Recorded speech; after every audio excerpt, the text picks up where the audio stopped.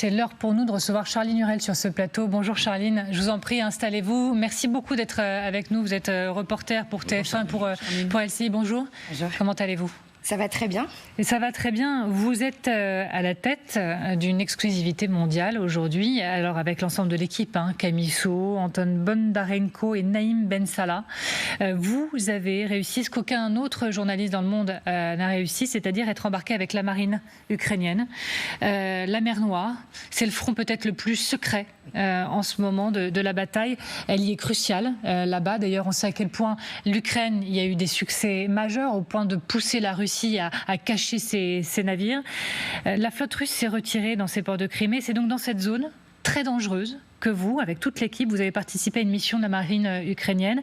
Ouverture de 2 nouvelles trajectoires. Là, je lis les éléments parce que moi, je ne peux pas être aussi pointue dans la mer minée. L'une pour les opérations militaires vers la Crimée et l'autre mission pour les cargos chargés de céréales destinés à l'exportation. Vous nous en parlez juste après. Bien sûr, on commence par regarder ce reportage, cette exclusivité mondiale. S'il vous plaît, regardez. Ce patrouilleur de la marine ukrainienne prend le large. Nous sommes embarqués. Opération à l'aube, la tâche de ces matelots, sécuriser une nouvelle trajectoire sur la mer Noire. Notre devoir, c'est vraiment de cartographier les mines, les identifier pour qu'ensuite nos bateaux et nos navires militaires puissent arriver jusqu'au port d'Odessa, sans qu'ils soient en danger ou sautent sur des mines. Tout se passe à l'intérieur de la cabine, sur l'écran du commandant. Interdiction de le filmer, classé secret défense. C'est un système qui détecte précisément les mines. De nouvelles sont trouvées quasiment chaque jour. À l'équipage, vigilance contrôle. Le commandement prévient d'un risque. Il n'y a plus de navires russes sur la mer, mais les attaques aériennes sont fréquentes. La dernière a frappé un équipage il y a quelques jours. Ces opérations sont sensibles, c'est pourquoi nous prenons ici un peu de vitesse, car le ciel reste une menace, l'aviation russe y est supérieure. S'ils n'ont pas la maîtrise dans l'air, les Ukrainiens ont en revanche le contrôle sur l'eau. Grâce à ces drones navals, des unités de renseignement qui harcèlent les navires russes, forcés de se retirer des bases de Crimée pour revenir en Russie. Ça a changé les règles du jeu. Maintenant, ils peuvent juste observer la zone avec leurs avions et chercher à débusquer nos drones avec leurs hélicoptères. La situation est qu'ils sont sur leur base en Russie. Ils n'osent sortir en mer qu'avec les sous-marins. Les sous-marins, nouvelle cible prioritaire. Le 5 août dernier, les Ukrainiens ont frappé pour la seconde fois un sous-marin russe en Crimée. Et donc, reportage Charline Hurel avec Camille Soo, Anton Bondarenko et Naïm Ben Salah. Charline Hurel, pourquoi la marine ukrainienne vous laisse accéder à cette zone hautement compliquée, dangereuse? Pourquoi maintenant ?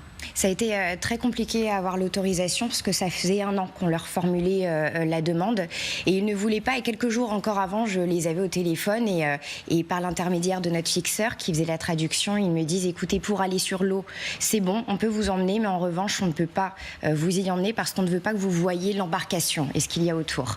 Et il y a un moment donné où on joue le tout pour le tout et je leur dis écoutez, je pense que c'est des règles de sécurité. Moi, je vous propose quelque chose.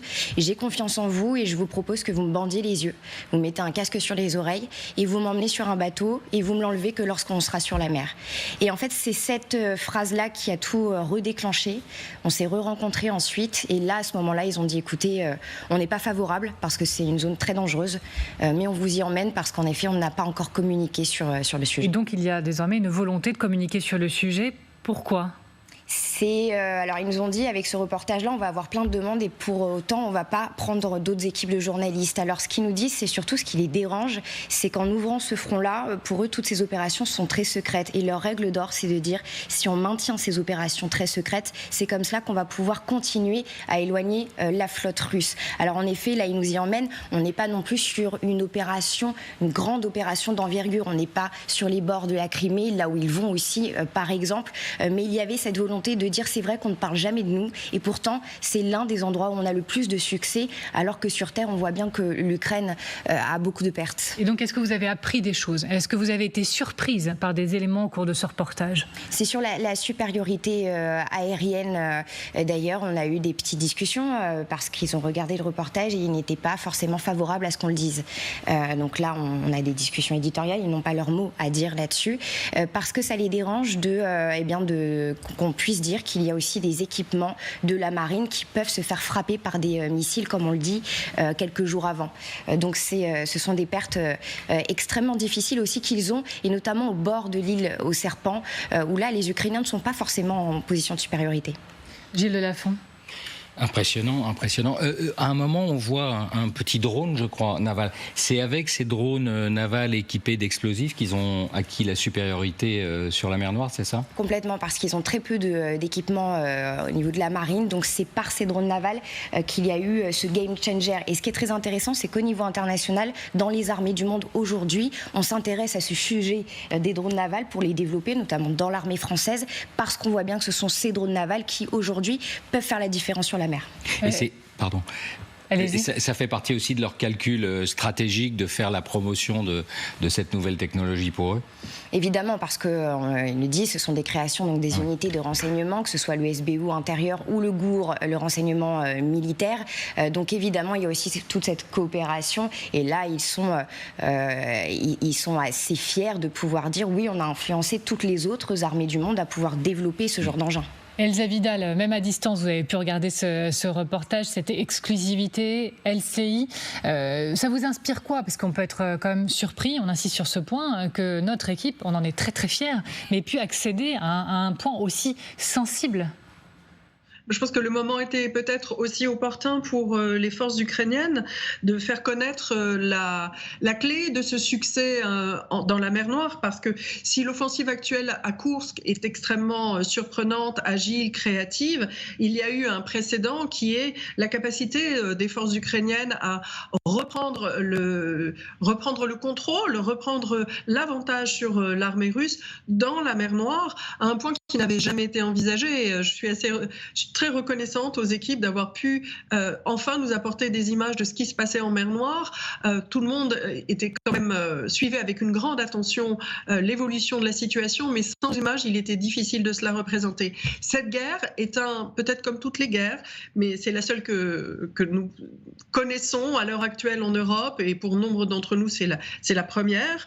Cette guerre est un énorme laboratoire d'innovation et de projection dans le futur de ce que sera la guerre. Certainement, le rôle des drones doit être souligné. Ça a commencé en 2014 en réalité, et en Ukraine, il y a eu beaucoup de contributions de la part des premiers combattants dans le Donbass à renforcer le rôle des drones dans la stratégie ukrainienne. J'ai rencontré en Ukraine une jeune femme qui n'est plus si jeune d'ailleurs, qui est quarantenaire, qui a combattu dans le Donbass et qui contribue encore à échanger avec les militaires sur comment faire évoluer la guerre avec les drones, élément déterminant pour le futur de tous les conflits et élément de la résistance ukrainienne. Le regard aussi de Xavier sur ce reportage. Et en fait, l'Ukraine a deux intérêts fondamentaux, vitaux, j'allais dire, à avoir la mainmise sur la mer Noire. Mare Nostrum pour les Ukrainiens, c'est d'abord mener la guerre contre les bâtiments russes, que ce soit en Crimée, mais jusqu'en Russie, jusqu'à Novorossiysk,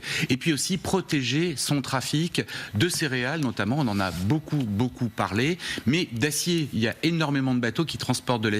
Je ne sais pas depuis quel port est partie Charline, elle ne le dira pas.